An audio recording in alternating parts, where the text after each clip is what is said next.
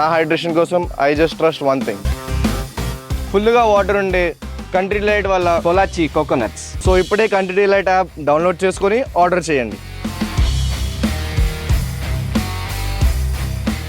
ఆంధ్రప్రదేశ్ రాజకీయాల్లో ప్రతిపక్షం హోదా ఉంచినా రాకపోయినా అన్నది వాళ్ళు చూపించే చొరవని ఏ రకంగా చూడాలి సార్? వాస్తవంగా కవిత నిన్న మాట్లాడుతూ జగన్ 2.0 అనే నాకు చాలా ఇష్టం అని వ్యాఖ్యానించారు. అవును. సో జగన్ చేస్తున్న మొదటి పొరపాటు ఏంటంటే ప్రతిపక్ష అసెంబ్లీకి పోకపోవడం. అసెంబ్లీలో ఎక్కడ పోయిందో అక్కడే వెతుక్కోవాలి. సో అసెంబ్లీలో పోకపోవటానికి ఒక ఎమోషనల్ కారణం ఉంటే అది వేరు. ఇప్పుడు చంద్రబాబు నాయుడు పోలేదు అంటే ఒక ఎమోషనల్ కారణం చూపెట్టి చంద్రబాబు నాయుడు అసెంబ్లీకి పోనన్నాడు. అంటే ఇది గౌరవ సభ కాదు కౌరవ సభగా మారింది అని. వ్యక్తిగతమైన రాజకీయపరమైన దాడి కాదు అది. వ్యక్తిగతమైన స్థాయిలో నీచమైన స్థాయిలో చంద్రబాబు నాయుడు కన్నీళ్లు పెట్టుకునే రీతిలో వైసీపీ వ్యవహరించిన తీరు, అందువల్ల అక్కడేమో సానుభూతికి అవకాశం వచ్చింది. వెళ్ళకపోతే ఇక్కడికి వచ్చేవరకు ఏంటి, పర్సనల్ అంబిషన్, నాకు లీడర్ ఆఫ్ ద అపోజిషన్ ఇస్తలేరు అన్నది పంచాయతీ. సో అక్కడేమో నన్ను అవమానించారు వ్యక్తిగతంగా గనక నేను వెళ్ళడం లేదని చంద్రబాబు నాయుడు అసెంబ్లీకి దూరం అయితే, నాకు హోదా ఇవ్వలేదు ప్రతిపక్ష హోదా అందుకు నేను రావడం లేదని జగన్మోహన్ రెడ్డి. ఇది సానుభూతి తెచ్చే పని కాదు, అంశం కాదు కదా. మీకు అట్లా అంటే మీకు ఒక్క సీట్ వచ్చినప్పుడు కూడా నా పార్టీ వాళ్ళు వెళ్తుంటారు కదా. ఇప్పుడు బీజేపీకి 2018లో తెలంగాణలో ఒకటే సీట్ వచ్చింది, రాజాసింగ్. నాకు ఒక్కటే వచ్చింది కదా, నేను పోనని ఆయన అసెంబ్లీకి పోకుండా ఉండలే కదా. సో అందువల్ల ఇప్పుడు సిపిఐకి నేను సాంబశివరావు ఒక్కటే సీట్ వచ్చింది కదా. ఆ ఒక్క సీటు కూడా సిపిఐ ఆయన రోజు మాట్లాడుతున్నాడు. సాఫ్ట్వేర్ ఉద్యోగుల గురించి ఎవరు మాట్లాడకపోయినా రైజ్ చేశాడు, కార్మికుల గురించి కష్టజీవుల గురించి మాట్లాడుతున్నాడు కదా. అందువల్ల ఒక్కడున్నారా నలుగురున్నారా అని కాదు, నీ పాత్రను పోషించాలి.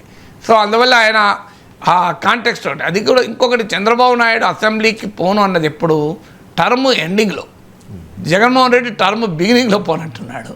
టర్మ్ ఎండింగ్ వేరు. టర్మ్ ఎండింగ్ అంటే ఎన్నికల దగ్గర పడుతున్న సమయంలో వెళ్ళడం వేరు, టర్మ్ బిగినింగ్లో పోవడం ఏంటి ఎవరైనా. సో ఇది రెండవ ఫ్యాక్టర్. అందువల్ల ఒకటి అసెంబ్లీకి పోకపోవడం అనేది మొదటి అంశం. రెండవ అంశం ఏంటి, అసలు క్షేత్రస్థాయిలో కూడా చాలా చోట్ల నాకున్న సమాచారం ప్రకారం ప్రభుత్వాన్ని నిలదీసి ప్రశ్నించే స్థాయిలో వైసీపీ ఫీల్డ్లో లేదు. ఇక్కడ బీఆర్ఎస్ బీజేపీ ఉన్నట్లుగా కాంగ్రెస్ పైన, ముఖ్యంగా బీఆర్ఎస్ ఉన్నట్లుగా ఆంధ్రప్రదేశ్లో క్షేత్రస్థాయిలో లేదు. లీడర్లు స్టేట్మెంట్లు ఇవ్వడము, జగన్మోహన్ రెడ్డి తమ వారిపైన దాడులు జరిగితే ఓదార్పు యాత్రలకు వెళ్ళడము మినహా ప్రజా సమస్యలపైన సమీకరించి నిలదీయడం, దానికి ఒక కారణం కూడా కావచ్చు, ఇంకా ప్రభుత్వం పట్ల వ్యతిరేకత అసంతృప్తి రాలేదు. ఎందుకంటే ఇప్పుడు ఆంధ్రప్రదేశ్లో ఉన్న పరిస్థితి ఏంటంటే గతంలో కొన్ని స్కీములు ఇప్పుడు ఇవ్వడం లేదు కదా అనే ఒక భావన ఉంది. అదే సమయంలో గ్రామ స్థాయిలో కూడా రోడ్లు బాగైనాయి, అతుకుల గొంతులాగా ఉండేవి, కనీసం రోడ్లు మంచిగానైనా సంతృప్తి ఉంది. అందువల్ల ఆంధ్రప్రదేశ్లో పూర్తిగా వ్యతిరేకత ఉంది అని నేను అనుకోను. సో అందువల్ల ఇంకా పొలిటికల్ సిచ్యువేషన్ తమకు అనుకూలంగా రాలేదు కదా, వచ్చినప్పుడు చూద్దామని కూడా లేకపోవచ్చు. తర్వాత టీడీపీ ప్రభుత్వం నుంచి, కూటమి ప్రభుత్వం నుంచి వస్తున్న అటాక్ వల్ల కావచ్చు, డిమారలైజ్ అయి ఉండొచ్చు. ఎందుకంటే 151 సీట్ల నుంచి 11 సీట్లకు పడిపోతే అనీమియా వస్తుంది, రక్తహీనతలాగా. పొలిటికల్ అనీమియా వైసీపీ పొలిటికల్ అనీమియాతో బాధపడుతుంది వైసీపీ. సో ఆ పొలిటికల్ అనీమియా వల్ల కావచ్చు, క్షేత్రస్థాయిలో ప్రభుత్వాన్ని నిలదీసి ప్రశ్నించేటువంటి స్థాయిలో వైసీపీ కార్యాచరణ లేదు. ఇది రెండవ ఫ్యాక్టర్. మూడో ఫ్యాక్టర్ ఏంటి అంటే పోలరైజేషన్. తమకు ఎలాగూ ఓట్లు పడతాయి, కూటమి పట్ల వ్యతిరేకత వస్తే తమకు కాకపోతే ఎవరికి వస్తాయి అనేటువంటి ఒక భావన కూడా ఉండొచ్చు. ఇక్కడ తెలంగాణలోమో కాంపిటేటివ్ అపోజిషన్ ఉంది. అంటే కాంగ్రెస్ పార్టీ పట్ల వ్యతిరేకత వస్తే అటు బీజేపీ ఉంది, బీఆర్ఎస్ ఉంది. అక్కడ కాంపిటేటివ్ అపోజిషన్ లేదు. అంటే అపోజిషన్ స్పేస్లో కాంపిటీషన్ లేకపోవడం వల్ల బహుశా కాంప్లజెన్సీ జగన్లో పెరుగుంటుంది, ఉదాసీనత. ఏమవుతుంది, వ్యతిరేకత మాకే కదా రావాల్సింది ఆటోమేటిక్గా అని. ఇది థర్డ్ ఫ్యాక్టర్. అంటే జగన్కు మీకు ఇక్కడ బీఆర్ఎస్కు ఏమో అనివార్యం కదా, పక్కన బీజేపీ ఉన్నది, వీళ్ళు ఖాళీగా కూర్చుంటే బీజేపీ వచ్చేస్తుంది. సో కొద్దిగా ఒక్కరోజు రూమ్ ఖాళీ చేసి వెళ్ళిపోతే వాళ్ళు బీజేపీ వాళ్ళు వచ్చి తీసేసుకుంటారు రూము. సో అలా ఉన్న స్పేస్. సో ఇక్కడ కాంపిటేటివ్ అపోజిషన్ ఉంది. అనివార్యంగా బీఆర్ఎస్ ఇక్కడ ఫైట్ కాకపోతే ఇది ఫైట్ ఫర్ సర్వైవల్ కదా. సో అక్కడలాగా ఆంధ్రప్రదేశ్ లాంటి లగ్జరీ జగన్మోహన్ రెడ్డికి ఉన్న లగ్జరీ బీఆర్ఎస్కి లేదు. It cannot relish. కొంతసేపు విశ్రాంతి తీసుకుందాం, విరామం తీసుకుందాం అంటే అవకాశమే లేదు కదా. బీజేపీ వచ్చేస్తే ఫీల్డ్లోకి నువ్వు రాకపోతే. సో అక్కడ ఆ ప్రాబ్లం లేదు కదా అనేది థర్డ్ ఫ్యాక్టర్ ఉండొచ్చు. ఫోర్త్ ఫ్యాక్టర్ ఏంటంటే జగన్మోహన్ రెడ్డి మానసిక స్థితి. ఆయన సన్నిహితులు చెప్పేది ఏంటంటే ఆయన భరించలేడు అవమానాన్ని. ఇప్పుడు చంద్రబాబు నాయుడు వ్యక్తిగత అవమానాన్ని భరించాడు. 23 మంది ఆంధ్రప్రదేశ్కు 14 ఏళ్ళు ముఖ్యమంత్రిగా ఉండి జాతీయ అంతర్జాతీయ గుర్తింపు కూడా వచ్చిన నాయకుడైనా,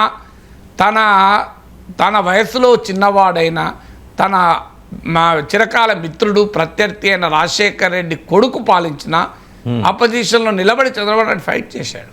ఆయన ఆఖరికి నీచమైన స్థాయికి ఆయన భార్య గురించి వ్యాఖ్యలు చేసిన ఆల్ దట్ ఇయర్ ఫేస్డ్, ఆ విషమంతా మింగాడు.